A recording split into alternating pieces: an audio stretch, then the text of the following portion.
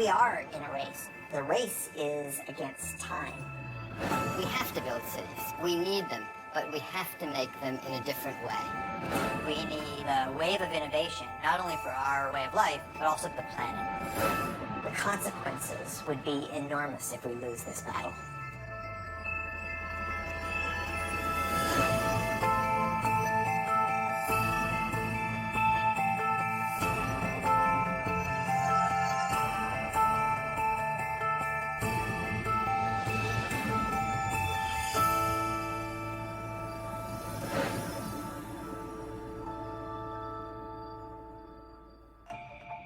I'm Thomas Getz, executive editor at Wired Magazine.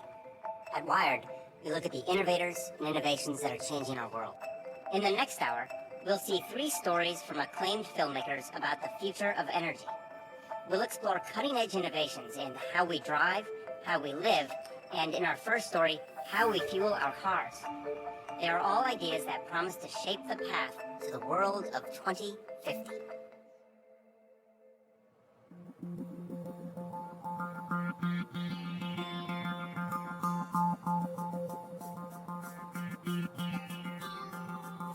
The world has right now close to 1 billion cars, and we might double the number of cars on the planet by 2050. So if we double the number of vehicles, we really increase the amount of fuel they consume, and that's going to have a big footprint in terms of our demand for resources to move all those vehicles around. We're pulling up carbon that's been stored underground and burning it in our automobiles and putting all that carbon dioxide into the atmosphere. If we don't reduce that, we can have changes in the climate that we could never recover from. There's a number of forecasts for what type of transportation economy we could move into. One vision is that we will use more and more liquid fuels. Another one is we'll use more and more electricity. And right now, more of the industrial activity is focused around liquid biofuels. The thing about the fuel is it's really unparalleled on a weight basis how much energy is in a gallon of fuel. And even if batteries develop as some of the advocates hope they develop, we're not going to see batteries running large trucks, and we're certainly not going to see an electrified air fleet. We're going to need transportation fuels for those that will directly replace the petroleum-based fuels that we're using today. This has kicked off people looking at the whole range of other alternatives to petroleum in your tank.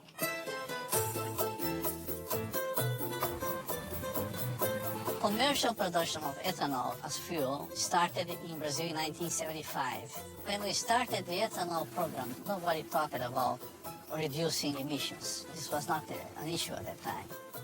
First, and most important, we didn't have money to buy oil anymore after the first oil shock. We were importers of oil.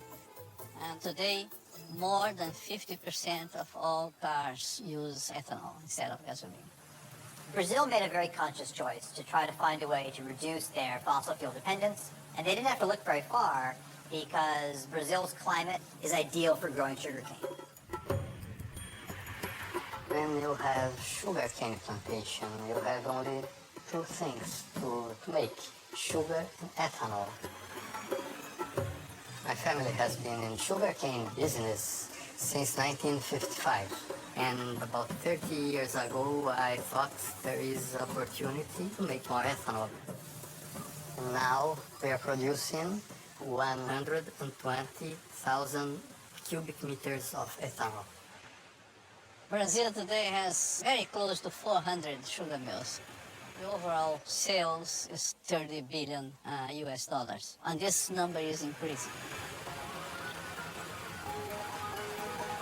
If you look at how they make ethanol and how efficient the process is, it's really a model for all of us. They grind the plant up, extract the sugar from the cane. The sugar goes into these large fermentation tanks, which combine the sugars together with yeast that naturally produces ethanol. They use the rest of the plant to generate heat to distill the ethanol and turn it into fuel. They also use that heat to generate electricity renewably, not putting excess carbon dioxide in the atmosphere. Brazil has gotten to a point today where they're using about 40% less petroleum than they would be otherwise. But Brazil cannot supply the whole world with ethanol because they would have to cut very strongly into food production and into critical natural areas like the Amazon to make that happen.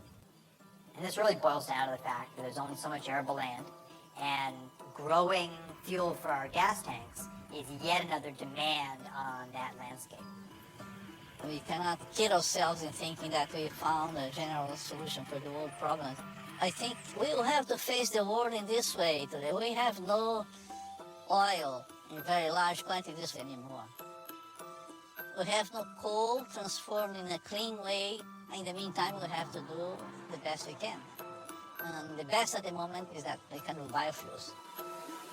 Sugarcane to ethanol is an incredibly efficient process. You get out about 7 times the energy you put into growing the sugarcane.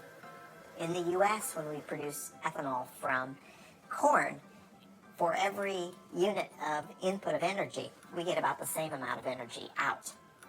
So we're really not gaining anything. We need a better process. We don't have to take what nature's given us. We can actually engineer plants and yeast to be more efficient, and that's the basis for a lot of the work that we're doing now. What we need to look at, though, is which of the pathways that come out of this are not only good financially, but those that are also good in sustainability. And this equation is really wide open right now. We are in a race to develop fuels. The race isn't with other countries, the race is against time.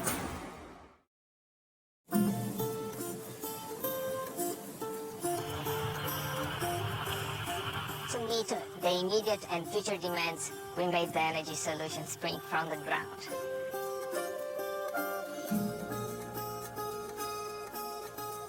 Brazil is the most efficient ethanol-producing country in the world. Sugarcane alcohol from Brazil can reduce the total carbon footprint by up to 70% compared with the gasoline.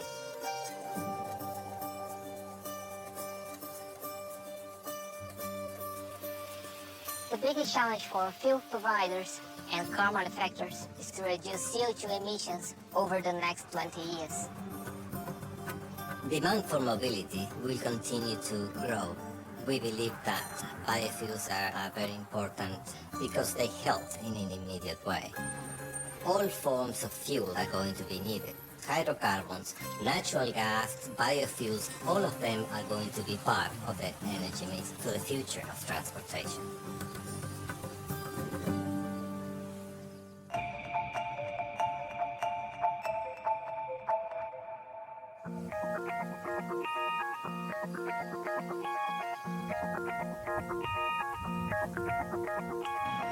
Brazil has been very successful at taking a resource they had and finding the process to make that into ethanol. And people call those first-generation biofuels.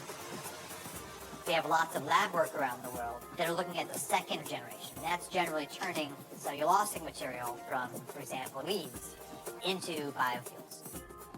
And the United States is very much at the forefront of the innovation part of the equation.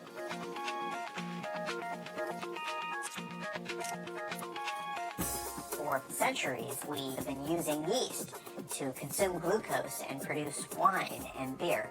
We're trying to do something very similar, only we're engineering the yeast to consume that glucose and turn it into a fuel or a drug or a chemical. We call this synthetic biology. And when I started in this area, many of my colleagues said, "Oh, Jay, this is great work, but where's the application? What are you going to do with these tools? Who cares?"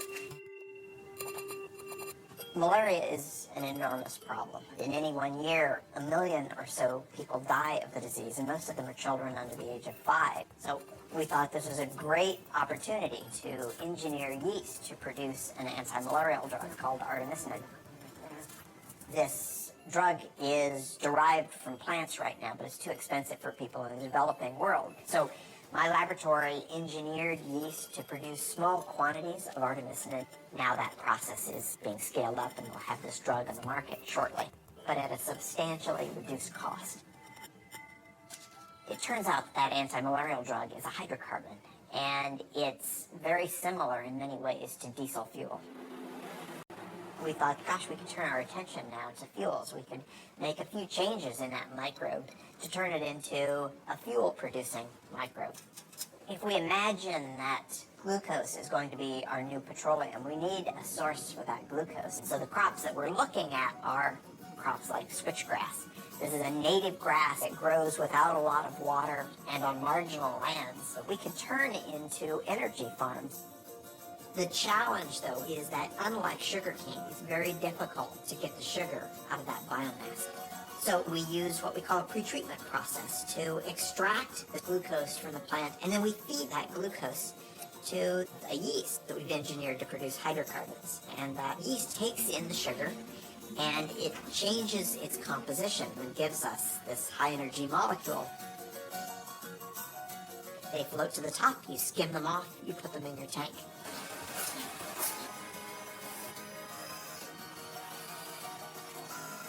But it takes a lot of work to get from that small test tube all the way up into the million-gallon tank. So we have to give it time, but I think that some of the discoveries that are happening might be applied by the end of the decade.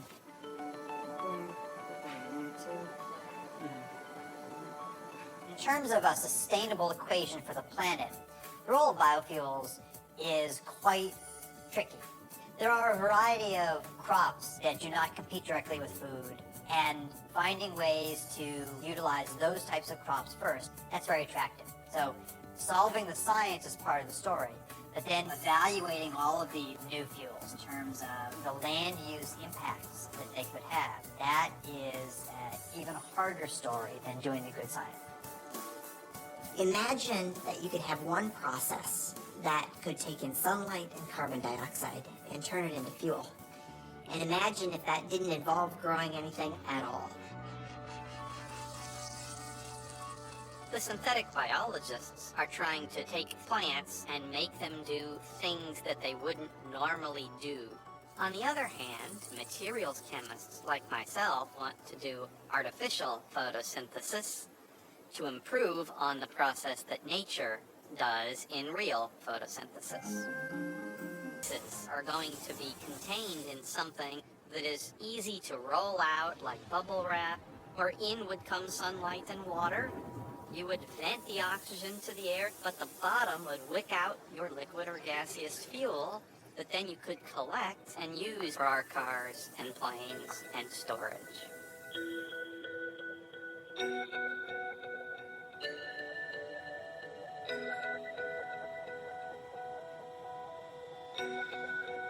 Our goal is within 2 years to have the first artificial photosynthesis solar fuels generator that we can hold in our hands, and then get to scale beyond that time.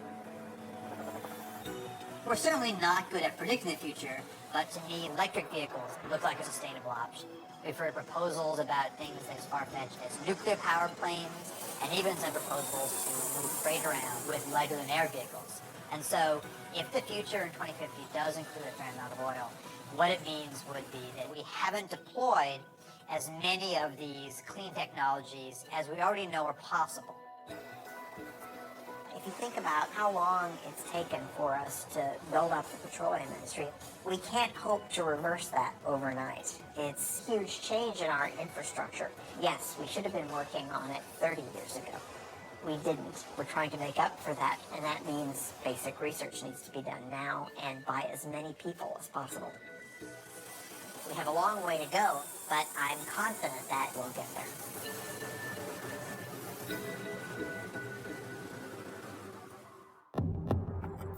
In the future, 3D maps are going to help people get places more efficiently.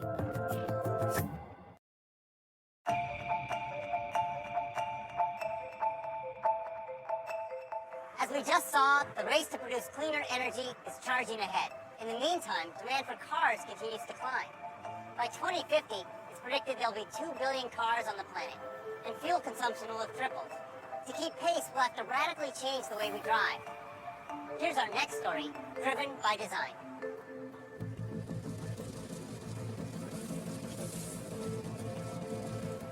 The automobile came around.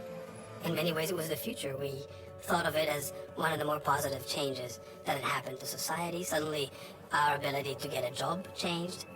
we can live farther away with bigger plots of land, with better quality of living. It all looked quite good.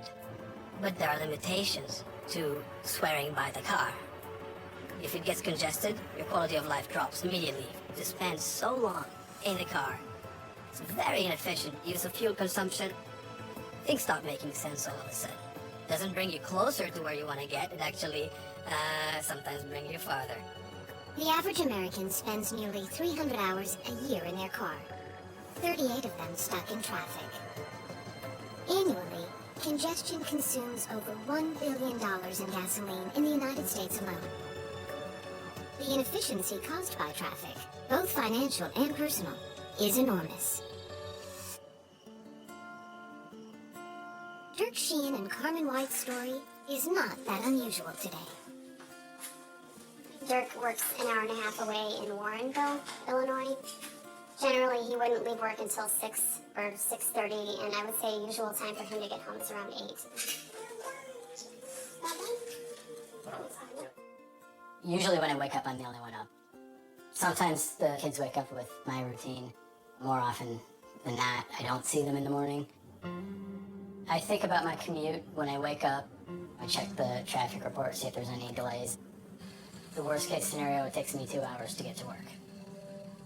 We are already so limited in the amount of time he can spend with the kids.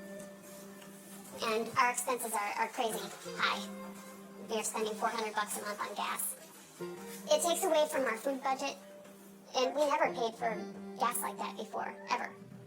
There's technology that would allow me to spend less time in the car, spend less money on gas, and spend more time at home. I'd be all for that.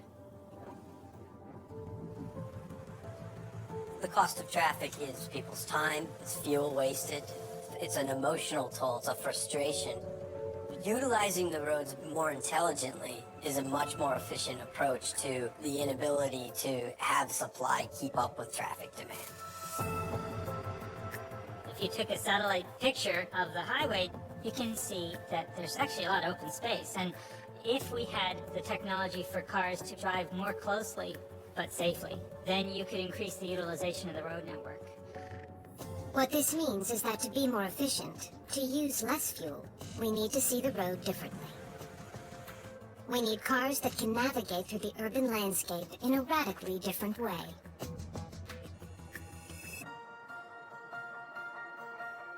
Maps in the future are going to be able to help people get places either more safely or more efficiently. Today just helps you get from point A to point B. But what if I want to get someplace and use the least amount of fuel possible? Or if I've got a hybrid vehicle, I want to make sure I've got plenty of charge, not only get there, but to get back home. So information that is going to help people achieve the more efficient or the safer route is more detailed information about the road than a lot of people realize is possible to collect today. Here in Chicago, Nokia's Location and Commerce Unit is developing the next generation of mapping. LiDAR, sonar, 360-degree video, all are components of what Nokia calls digital mapping. We use 64 lasers that rotate and they collect data in a 3D way about the world. It creates what we call a point cloud of information. That point cloud allows us to measure distances then between the points that we collect. That system combined with the cameras with higher precision location detection through inertial measurement units, that whole data system allows us to collect 1.3 million points of data per second. Probably within 2 to 3 years, you're going to see 3D maps that are going to integrate the traffic information into your routing to help you understand. If I've got 5 different routes to take, which one is the most efficient today, given the way the stoplights are running, given the way traffic is running? All of those factors are going to be taken into consideration to make sure I've got the best route. But better mapping that can integrate topography, infrastructure, and density is only part of the answer. Another key to improving transport efficiency is building cars that drive themselves. Autonomous vehicle technology has a tremendous potential to improve efficiency of our road infrastructure. By removing humans from the equation, we eliminate we eliminate all the things we do wrong behind the wheel. Speeding, changing lanes too often, merging haphazardly. And by marrying autonomous vehicles with sophisticated 3D maps, we can make driving safer and more energy efficient. That next generation vehicle is being built right now by the Swedish trucking company, Scania. The solution as you see it is that the vehicles can utilize intelligent maps, three-dimensional maps with traffic information. The vehicles will be intelligent and communicate with each other. They will talk to each other, they will talk to the infrastructure. And we will see completely autonomous driven vehicles.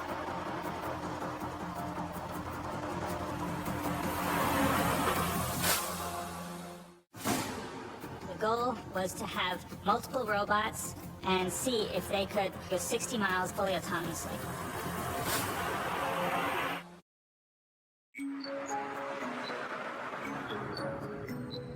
My name's Helen Taylor. My husband John and I, we're very passionate about fuel economy. Yeah, it's great to break world records, but that's not the be all and end all, man. It's more important to educate people. Together we're showing drivers around the world simple techniques to improve their fuel efficiency. We run these education programs, get people on the road with us, and we finally tweak their driving techniques. Things like just checking your tyre pressure before you even get into your car. For every 1 PSI your tyres are underinflated, you're wasting 3% of your fuel efficiency.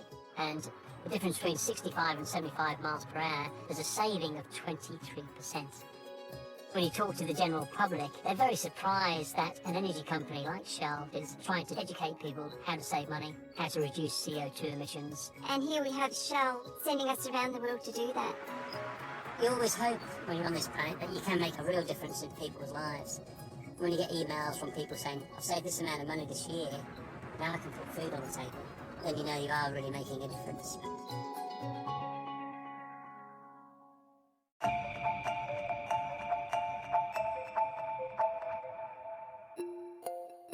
By displaying traffic density in the urban infrastructure in a revolutionary way, 3D digital maps will help create a more fuel-efficient future. But these technologies are limited by the drivers who sit behind the wheel. Some believe that for cars and trucks to be truly energy efficient, they will need to drive themselves. The technology is coming into play through sensors and capabilities for cars to drive autonomously. In 2007, the United States Department of Defense held a competition to see if a completely autonomous, self-driving vehicle was possible. DARPA stands for the Defense Advanced Research Projects Agency.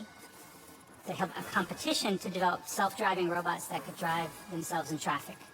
The goal was to have multiple robots, turn them loose on a course, and see if they could go 60 miles in 6 hours fully autonomously. Driving may be one of the most complex things we do every day. Drivers make dozens of decisions at any given moment. One study found that drivers were exposed to over 1,300 items of information per minute. We make so many decisions when we're driving without even thinking about it. So in creating our vehicle, a great component of the enterprise was developing software to handle lots of sensors, feeding lots of data, and generating a bunch of potential paths that the vehicle might follow. And even though the robot doesn't have the ability to predict the future, by using this fast random path generation, the robot could anticipate a potential accident and choose a path to avoid it, because it's always thinking about what things could the car do next. No one expects millions of cars driving themselves anytime soon. But there is a place where self-navigating technologies are being optimized to create the vehicle of the future. We are on the Scania test track outside Stockholm, where we have basically, it looks like an highway, but it's a separate test track where we conduct our own experiments. Scania, the Swedish trucking company, has recently begun testing its next generation of long-haul truck. Utilizing radar, sonar, and intelligent mapping, they've been able to drastically reduce fuel consumption. We have this example with platooning, where we make use of the reduction in air resistance or air drag that you get from driving close to each other with heavy-duty vehicles. And in order to control this, you need to know where the other vehicles are, where their position, their velocity, their actions in the near future.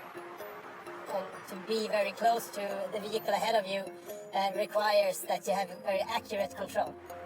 If you look at robotics broadly, there's a wonderful set of research on people looking at schooling of fish and trying to develop the ability for robots to work together like that. So there are wonderful examples from nature of how cooperation can lead to more efficient resource utilization. You can see it when people are competing in Tour de France. They platoon to reduce air drag. They are not bicycling behind each other that close because it's fun or because they are racing. It is because they are reducing air drag sitting behind the man who is leading. A truck traveling 55 miles per hour expends half its energy just to move the air around it. At 65 miles per hour, that number jumps to almost 2/3. Even if platooning can reduce the energy used by 10%, the savings would be substantial. If a vehicle in front of another vehicle wants to brake, it immediately sends out the brake message to the other vehicles, so they actually brake at the same time. The way we do this is we have an automated system. So now, for instance, if I take my feet off the acceleration pedal and turn the system on, the velocity is automatically governed by getting information from the vehicle ahead through its wireless system. We want these vehicles to maintain a short relative distance.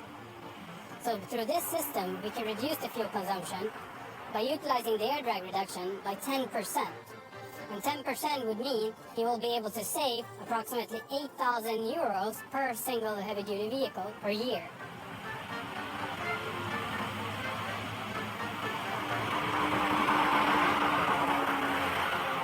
It may be some time before autonomous vehicles make up the majority of cars on America's highways.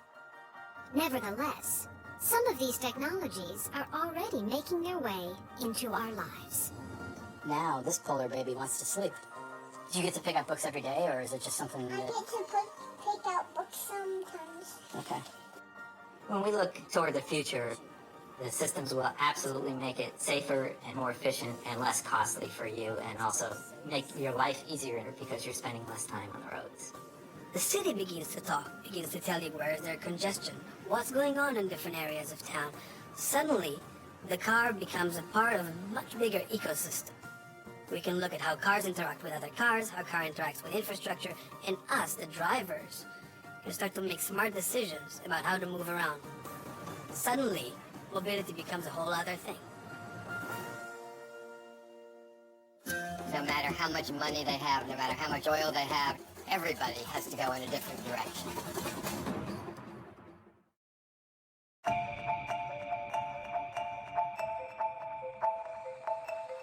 We've seen that changing the way we drive can improve transportation efficiencies. But what if we change the way we build and live in our cities? That's the subject of our next story, Searching for Utopia. We'll travel to the United Arab Emirates and discover a city rising out of the desert. Let's take a look. From the beginning, we've dreamed of utopia. A place where we could live in harmony with each other and in balance with nature. Many have imagined it, tried to design it, but the dream always slipped away.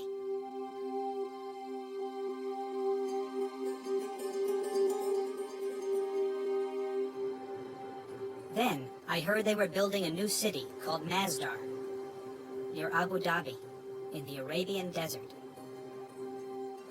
It sounded like an unlikely place for utopia, and I wanted to see it.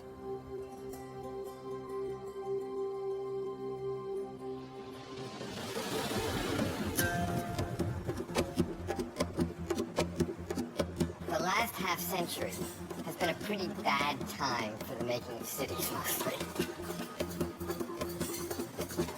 The natural tendency has been to accommodate to the automobile more than anything else. Try walking around Abu Dhabi. It's impossible. You have to take a car everywhere. Dubai, the same thing. They are among the least pedestrian-friendly places in the world. They are not by any other measure, And these are not easy things to fix. Masdar is still under construction, and it doesn't look like much from the highway. But they claim it's going to redefine the way cities are designed, built, and powered. Masdar City in Abu Dhabi will be the city of the future and the role model for the world. Once you see what they've envisioned for this utopian city, it's very impressive. It's carbon neutral, pedestrian friendly, and powered by renewable energies. But I do notice we're going to have to change our relationship with cars. Welcome to Masdar City. أهلا بكم في مدينة مصدر. We are driving in the bowels of Masdar City in an electric transportation system. Slightly unnerving to see this for the first time. Where are we going? The first big move the architects at Foster & Partners made was to put all transportation underneath the city, leaving the streets of Masdar totally free of cars. The place reminded me of a medieval city, and actually, many design elements are adapted from ancient Arabic towns and villages. It's all about looking back into history to move forward. There's some very, very simple ideas that have a huge impact. This is a pedestrian zone, there's no cars here. This has enabled us to push our streets together to take the advantage of the shade, channel the cooling breezes through. The whole scale here is based on the human being, it's not based on the motor car. As soon as you lift up the pedestrian plane by 7 meters, you've suddenly captured this breeze. What you can see here in the balcony is we've got a modern interpretation of an ancient Arabic screen. What we must avoid is direct sunlight hitting any piece of glass. As soon as the sun hits the glass, the heat's transferred into the building and we have to use more energy to cool it down. Can this really make all that much of a difference? Yeah, absolutely. For example, downtown Abu Dhabi, 60-metre wide streets, black asphalt, mirrored, reflective buildings, no relief from the sun. On a day in September, the air temperature in both places was 39 degrees. In Abu Dhabi, the temperature measured at the asphalt was 57 degrees. In Masdar, the temperature measured on the ground 33 degrees, so we've actually lowered the air temperature. We're trying to do as much as possible with as little as possible. These simple design moves cut air conditioning needs by 60%. But this place is also technically very sophisticated. The roof panels not only provide shade, they also generate electricity. And the walls themselves are made of glass-reinforced concrete, literally sand taken from the desert. Everything here is geared towards maximizing energy efficiency. Masdar does represent a whole different value system. It represents an acknowledgement that eventually everybody has to go in a different kind of direction. No matter how much money they have, no matter how much oil they have, no matter anything else. All of the cities here in this part of the world have come out of nowhere. There was nothing here not so long ago, except small settlements in the desert. And then all of this oil and all of this money, and suddenly, wham, these cities started popping up. But they sprung up in a false love of a Western model that was already out of date. The model of the late 20th century automobile-based, energy-hogging city.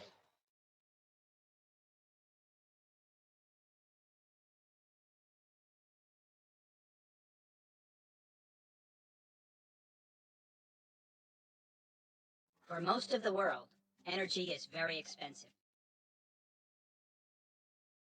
But the United Arab Emirates is sitting on 10% of the world's oil. And energy is cheap.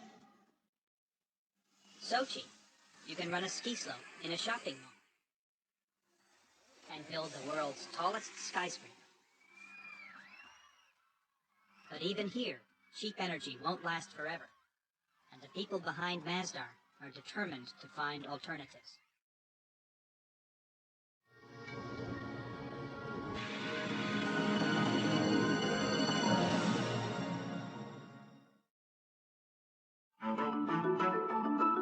One of the most crucial aspects of our energy modelling and scenario quantification is how much energy in total is the world going to use in 2050.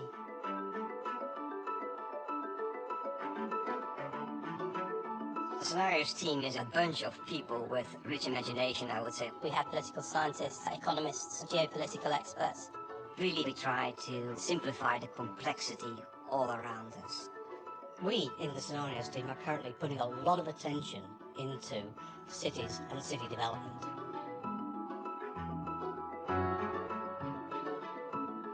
A lot of mega cities are going to be built in the coming decades. We're talking about the equivalent of a new city of 1 million people every week.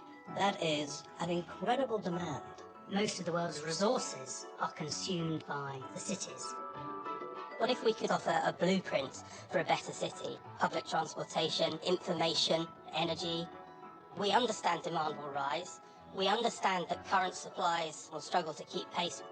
So we have to, of course, find ways of bridging the gap between the demand and the supply. Decisions that we take now are going to have a major impact on decades to come.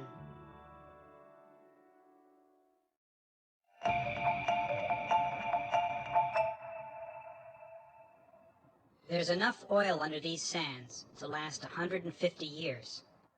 But fundamental to the Masdar ideal is getting energy from renewable sources, from geothermal and wind, and most of all, from a source they have in abundance in the desert, the sun.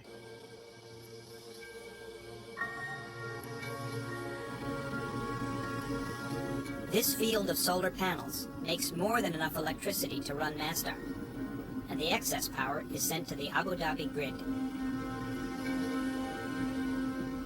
But silicon panels are expensive, and the price of solar power needs to drop if it's going to be competitive from Africa to Asia to Arizona.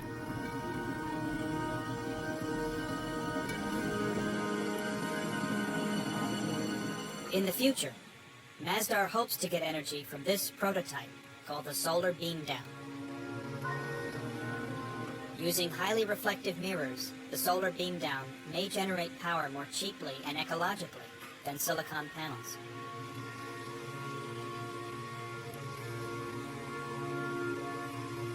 The mirrors bounce the sun's rays up to the tower, and then down to a point. Reaching a temperature of 600 degrees, steam can be generated to run turbines to make electricity. There's just one problem. Neither of these solar technologies work at night. So Masdar needs to draw power from the grid when the sun goes down. And that power comes from natural gas. The reality is, it's just not yet possible to power Masdar entirely without fossil fuels.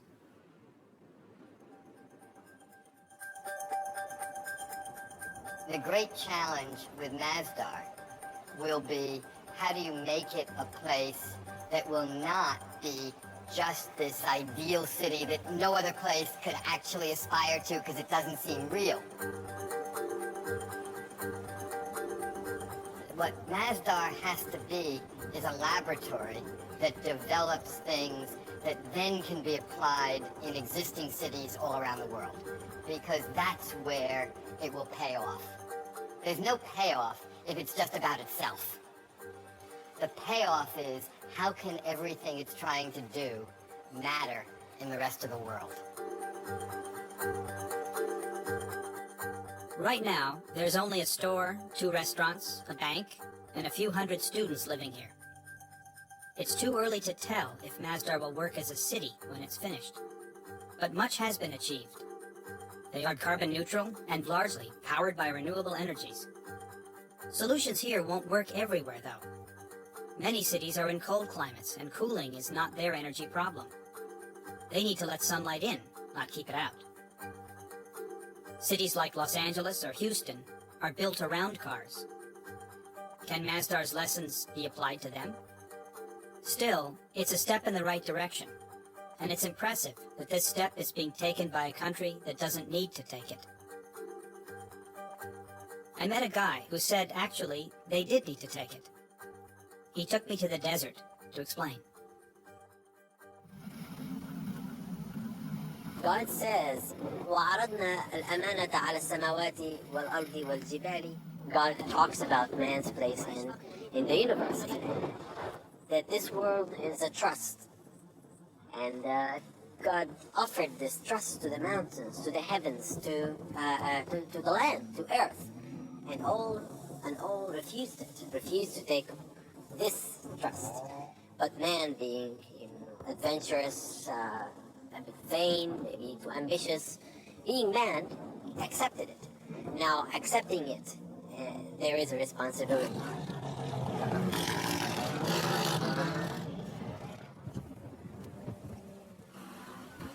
Taking responsibility isn't always easy. Utopia may be unattainable, but we must reach for it. And Masdar does give us a clue to what cities will be like in the future. They may not look quite like Masdar, but they will be shaped by the same concerns, by energy, where it comes from, and how it's used. The way we've been building cities lately is unsustainable. We can't go on building them that way. But to say that we can't build cities the way we have been building them doesn't mean we can't build cities in the future. In fact, we have to build cities. Cities are the essential statement of human civilization. So we will continue to make them. But we have to make them in a different way.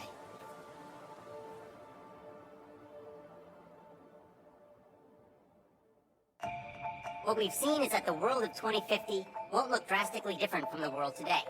But the challenges of a growing population and increased energy use demand real solutions.